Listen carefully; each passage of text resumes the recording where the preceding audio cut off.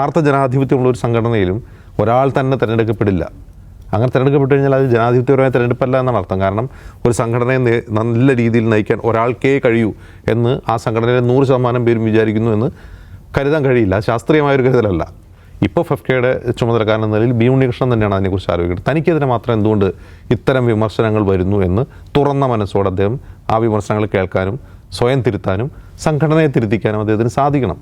അതുകൊണ്ടാണ് അദ്ദേഹത്തെക്കുറിച്ച് പറഞ്ഞ് അദ്ദേഹം വഹിക്കുന്ന പദവിയുടെ ഉത്തരവാദിത്തത്തെക്കുറിച്ച് അദ്ദേഹം ആലോചിക്കണമെന്ന് പറയുന്നത്. അതുകൊണ്ടാണ് കൃഷ്ണൻ്റെ സിനിമകളെക്കുറിച്ച് ഞാൻ കമൻറ്റ് ചെയ്യുന്നില്ല. കാരണം അദ്ദേഹം വ്യക്തിപരമായി അദ്ദേഹത്തിൻ്റെ ഒരു ഇൻ്റലക്ച്വൽ കപ്പാസിറ്റി അനുസരിച്ചുള്ള ഒരു സിനിമകളാണ് അദ്ദേഹം ഇറക്കാറുള്ളത് എന്നെനിക്ക് അഭിപ്രായമില്ല.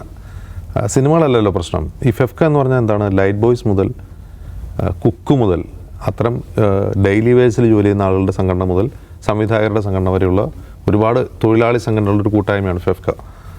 അപ്പോൾ ഒരു ദിവസം 10-12 മണിക്കൂറൊക്കെ ജോലി ചെയ്താൽ പരമാവധി 2000-2500 രൂപ കിട്ടുന്ന തൊഴിലാളികൾ, അതായത് പുറത്ത് നമ്മൾ കൂലിപ്പണിക്ക് പോകുന്ന ആളുകളേക്കാൾ കുറഞ്ഞ വേതനത്തിൽ ജോലി ചെയ്യുന്ന ആളുകൾ പോലും അതിലുണ്ട്. അങ്ങനെയുള്ള തൊഴിലാളികളുടെ സംഘടനയുടെ കൂട്ടായ്മയുടെ തലപ്പത്താണ് ബി ഉണ്ണികൃഷ്ണൻ ഇരിക്കുന്നത്. അപ്പോൾ അദ്ദേഹം ആയിരിക്കുന്ന പദവിയുടെ ഉത്തരവാദിത്തത്തെക്കുറിച്ച് അദ്ദേഹത്തിന് ഓർമ്മ വേണം. ഉത്തരവാദിത്തത്തെക്കുറിച്ചാണ് ഓർമ്മ വേണ്ടത്. അത് ആ പദവിയുടെ മഹത്വത്തെക്കുറിച്ചല്ല, പദവിയുടെ ഉത്തരവാദിത്തത്തെക്കുറിച്ച്. ഒന്ന്, അദ്ദേഹം ഒരു മാർക്സിസ്റ്റാണ് എന്നാണ് നമുക്ക് അദ്ദേഹത്തിൻ്റെ സംസാരത്തിൽ തോന്നുന്നത്. ഒരു മാർക്സിസ്റ്റായ ഒരാൾ ഇത്തരം ഒരു തൊഴിലാളി സംഘടനകളുടെ കൂട്ടായ്മയിലിരിക്കുമ്പോൾ അദ്ദേഹം കാണിക്കേണ്ട കൂടുതൽ ഉത്തരവാദിത്തങ്ങളുണ്ട്. ആ കൂടുതൽ ഉത്തരവാദിത്തങ്ങൾ പോട്ടെ, അത് കാണിക്കുന്നില്ല എന്നാണ് എനിക്ക് തോന്നുന്നത്. അത് മാത്രമല്ല, ഒന്ന് ആലോചിച്ച് നോക്കുക, മേക്കപ്പ് ആർട്ടിസ്റ്റുകൾ ഇന്നലെ വെയിലത്തിരുന്ന് സമരം ചെയ്യുന്നൊരു കാഴ്ച നമ്മൾ കണ്ടു. അവർ രാത്രിയും ആ സമരരംഗത്തായിരുന്നു. അങ്ങനെ ഉണ്ടാവുന്നത് എങ്ങനെയാണ്? അപ്പോൾ 3 മേക്കപ്പ് ആർട്ടിസ്റ്റുകൾക്ക് എന്തെങ്കിലും ഒരു പ്രശ്നമുണ്ട്. അവർ സമരരംഗത്തേക്ക് പോകാൻ എങ്ങനെയാണ് ആ സംഘടന അനുവദിക്കുന്നത്? അതൊരു പ്രശ്നമാണല്ലോ. അവർ സമരം ചെയ്യുന്നത്. ഇപ്പോൾ ഇന്ന് സിബി മലയിൽ അവരോട് സംസാരിച്ച് ആ പ്രശ്നം തീർക്കുമെന്ന് അദ്ദേഹം പറഞ്ഞിട്ടുണ്ട്. അതോടൊപ്പം സിബി മലയിൽ പറയുന്നത് ബി ഉണ്ണികൃഷ്ണൻ ഒറ്റ തിരിഞ്ഞ് വേട്ടയാടുകയാണ് ഇപ്പോൾ എന്നും അദ്ദേഹം പറയുന്നുണ്ട്. ഇവരിങ്ങനെ സമരം ചെയ്യാനിടയായ ഒരു സാഹചര്യം ഉണ്ടാകുന്നത് എങ്ങനെയാണ്? അവരാരോടാണ് സമരം ചെയ്യുന്നത്? അവർ സമരം ചെയ്യുന്നത് ഫെഫ്കയോട് തന്നെയാണ്. കാരണം അവരുടെ പ്രശ്നം ഫെഫ്കയോടാണ് അവർ പറയുന്നത്. അവർ സമരം ചെയ്യുന്നത് ഫെഫ്കയോടാണ്. ഇപ്പോൾ അമ്മ എന്ന് പറയുന്ന സംഘടന പോലെയല്ല ഫെഫ്ക. അമ്മ എന്ന് പറയുന്ന താരങ്ങളുടെ ഒരു ചാരിറ്റബിൾ ട്രസ്റ്റാണ്. അതൊരു ക്ഷേമ പരിപാടികൾ നടപ്പാക്കുന്ന സംഘടന. ഇതൊരു പക്ക ട്രേഡ് യൂണിയനാണ്. ഒരു ട്രേഡ് യൂണിയൻ എങ്ങനെ പ്രവർത്തിക്കണം എന്നതിനെക്കുറിച്ച് അറിവില്ലാത്ത ആളല്ല ബി ഉണ്ണികൃഷ്ണൻ. അദ്ദേഹത്തിന് നന്നായിട്ട് അറിയാം എങ്ങനെ പ്രവർത്തിക്കണം. ഞാൻ മനസ്സിലാക്കുന്നത് ഏത് സംഘടനയാണെങ്കിലും, ഇപ്പോൾ ഒരു സംഘടനയുടെ നേതൃസ്ഥാനത്ത് ഒരാൾ വരികയാണ്. ആ നേതൃസ്ഥാനത്ത് ഒരാൾ വന്നാൽ അയാൾ മരിക്കുന്നു വരെ നേതൃസ്ഥാനത്ത് തുടരുന്നത് തന്നെ ജനാധിപത്യ വിരുദ്ധമാണ് ഒരർത്ഥത്തിൽ. അയാളെ തന്നെ അതിൽ അംഗങ്ങൾ തിരഞ്ഞെടുത്തു എന്ന് പറഞ്ഞാൽ അത് വിശ്വസിക്കാൻ ബുദ്ധിമുട്ടാണ്.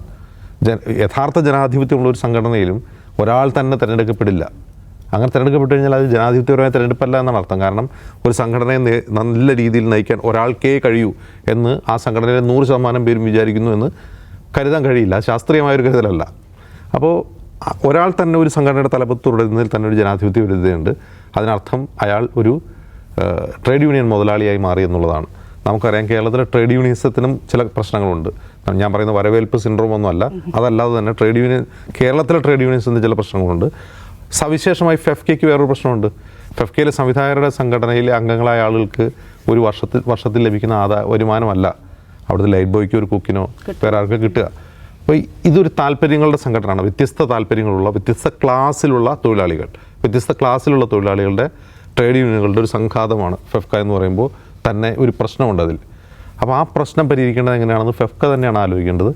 ഇപ്പോൾ ഫെഫ്കയുടെ ചുമതലക്കാരൻ എന്ന നിലയിൽ ബി ഉണ്ണികൃഷ്ണൻ തന്നെയാണ് അതിനെക്കുറിച്ച് ആലോചിക്കേണ്ടത്. തനിക്കെതിരെ മാത്രം എന്തുകൊണ്ട് ഇത്തരം വിമർശനങ്ങൾ വരുന്നു എന്ന് തുറന്ന മനസ്സോടെ അദ്ദേഹം ആ വിമർശനങ്ങൾ കേൾക്കാനും സ്വയം തിരുത്താനും സംഘടനയെ തിരുത്തിക്കാനും അദ്ദേഹത്തിന് സാധിക്കണം. അതുകൊണ്ടാണ് അദ്ദേഹത്തെക്കുറിച്ച് പറഞ്ഞ് അദ്ദേഹം വഹിക്കുന്ന പദവിയുടെ ഉത്തരവാദിത്തത്തെക്കുറിച്ച് അദ്ദേഹം ആലോചിക്കണമെന്ന് പറയുന്നത്. അതുകൊണ്ടാണ് ഇപ്പോൾ ഹേമ കമ്മിറ്റി റിപ്പോർട്ടിൻ്റെ പശ്ചാത്തലത്തിൽ ഫെഫ്കയ്ക്കെതിരെ നിരവധി വിമർശനങ്ങൾ അതിനകത്തു നിന്നും പുറത്തുനിന്നും വന്നിരുന്നു. അപ്പോൾ അതനുസരിച്ച് ഞങ്ങൾ ചർച്ച തുടങ്ങിയിട്ടുണ്ട്, ഫെഫ്കയിൽ ചർച്ച തുടങ്ങിയിട്ടുണ്ടെന്ന് അദ്ദേഹം തുറന്നു പറഞ്ഞതാണ്. ഞങ്ങളൊരു രേഖ ഉണ്ടാക്കിയിട്ടുണ്ട്, അതിൻ്റെ പേരിൽ എന്തൊക്കെ മാറ്റങ്ങൾ കൊണ്ടുവരുന്ന രേഖ ഉണ്ടാക്കിയിട്ടുണ്ട്. ഇത് ചെയ്യുന്നതോടൊപ്പം തന്നെ ഈ തൊഴിലാളി പ്രശ്നങ്ങൾ കൂടി അഡ്രസ്സ് ചെയ്യാൻ, അല്ലെങ്കിൽ പിന്നെ ആ സംഘടനയുടെ പ്രസക്തി ഇല്ലാതാവുകയാണ്. ഫെഫ്കയ്ക്ക് തന്നെ പ്രസക്തി ഇല്ലാവുകയാണ്. പ്രസക്തിയില്ലാത്തൊരു കാര്യവും അധികാരം നിലനിൽക്കുകയില്ല.